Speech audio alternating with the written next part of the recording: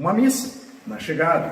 Para quem não conhece, a Ordem de Cristo é a única e legítima sucessora dos antigos e extintos Cavaleiros Templários, quando, após a perseguição por Papa Clemente V e o rei Filipe o Belo, numa conspiração, os Cavaleiros Templários foram perseguidos por um rei corrupto e um Papa que foi colocado ali por interesses políticos. Os verdadeiros Templários foram os primeiros reis do período do Brasil português. Existe, além de uma deturpação histórica, uma deturpação também que diz que a maçonaria é sucessora da Ordem do Templo. Isso é mentira. Os Cavaleiros Templários eram monges, guerreiros cristãos, que defendiam a cristandade, que fizeram a reconquista na Península Ibérica, Espanha e Portugal atualmente, e que basicamente tinham 3 votos: pobreza, castidade e monastério. Eram monges, cristãos, castos e guerreiros. Muito diferente dos ditos templários de hoje em dia, maçons, que não possuem nenhum desses 3 votos e nem sequer são cristãos, uma vez que a própria entidade, a sociedade secreta, a maçonaria revolucionária, foi criada justamente para se infiltrar na Igreja Católica da época, corrompê-la, depois infiltrando-se também em outras formas de cristianismo, desde as igrejas ortodoxas, como nas igrejas evangélicas, protestantes. Mas o que pouca gente sabe é que os verdadeiros templários eram de fato muito cristãos e foram os fundadores da nossa nação. De fato, por bula papal, o Brasil era propriedade não da coroa portuguesa, mas da Ordem de Cristo, que é a única e legítima sucessora da Ordem do Templo. Nós vamos conhecer um pouco dessa história muito interessante ao longo desse curso, a verdadeira história do Brasil, e vamos destrinchar essa obra aqui também, que faz parte de um período chamado Movimento do Revisionismo Histórico Brasileiro. Essa outra obra aqui, que inclusive é de um outro grande historiador brasileiro, irmão de Tito Livre Ferreira, Manuel Rodrigues Ferreira, do Descobrimento e Independência de 1500 a 1822. O período do revisionismo histórico brasileiro é um período onde grandes historiadores, renomadíssimos fundadores dos institutos histórico e geográfico brasileiros, de diversos estados do Brasil, como o próprio Tito Livre Ferreira, renomados, reconhecidos academicamente em todo o país, tanto no Brasil quanto em Portugal, condecoradíssimos, criaram um movimento que contestava a versão oficial da história, porque eles começaram a perceber que a história verdadeira, documentada, era diferente da história que o MEC estava ensinando. Porque o MEC ainda é uma criação revolucionária. Na época da Revolução de 64, o Brasil ainda recebia instruções para os livros escolares ditadas pelo governo norte-americano, governo dos Estados Unidos. E após a redemocratização dos anos 80, em 84, o Brasil passa então a receber os ditames das Nações Unidas.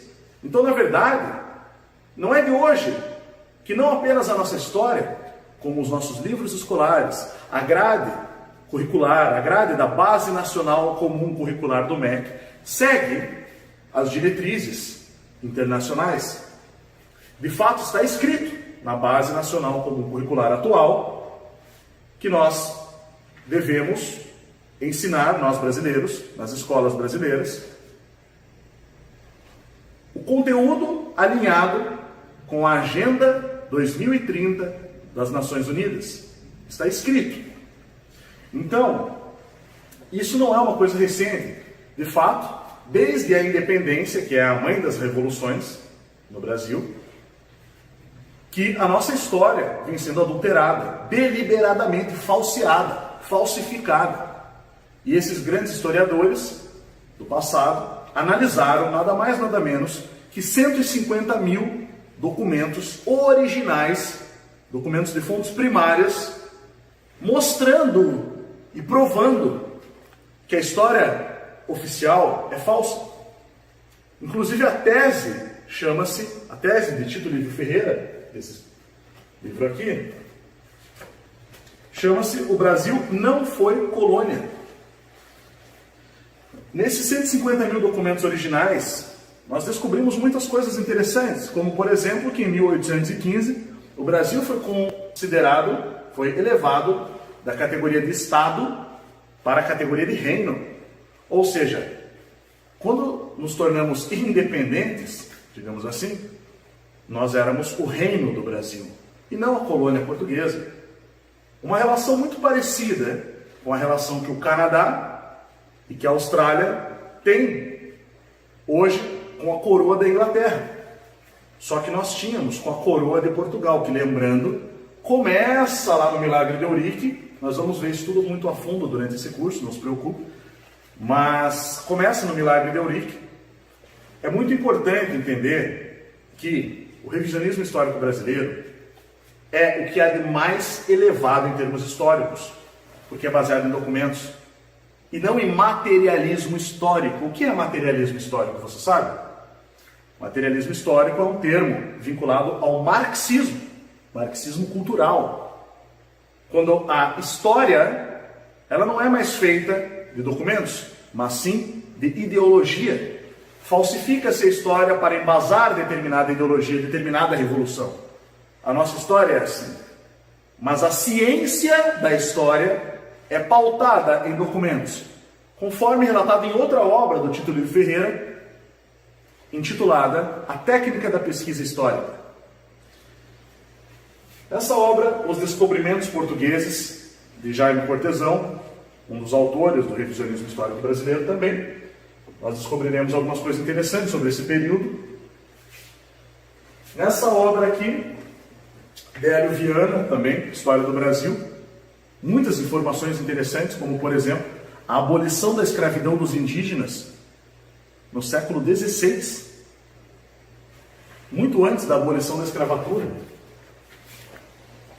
Já entrando no período, que se aproxima da independência, 1611 a 1758, nós veremos a história dos jesuítas e bandeirantes no Uruguai, na região sul do Brasil também, o mito sebastianista, a evolução do sebastianismo.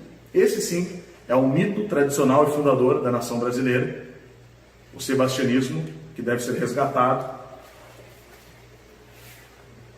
A causa do subdesenvolvimento do Brasil, por que o Brasil é subdesenvolvido, nós descobriremos também, que está relacionado a essa outra obra aqui, a maçonaria na independência brasileira.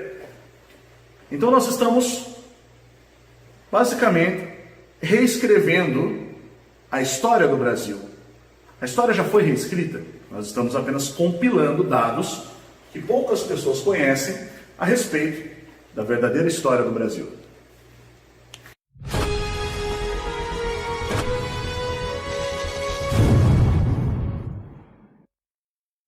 Como eu disse, uma das obras que nós vamos analisar durante esse curso é Fenícios no Brasil, de Ludwig Schwenhagen, uma verdadeira obra-prima, cuja primeira edição foi lançada em 1928. Essa que estamos vendo é a quarta edição, Antiga História do Brasil de 1100 a.C. a 1500 a.C., publicada na imprensa oficial de Teresina, sob o título Tratado Histórico de Ludovico Schwenhagen, professor de Filosofia e História.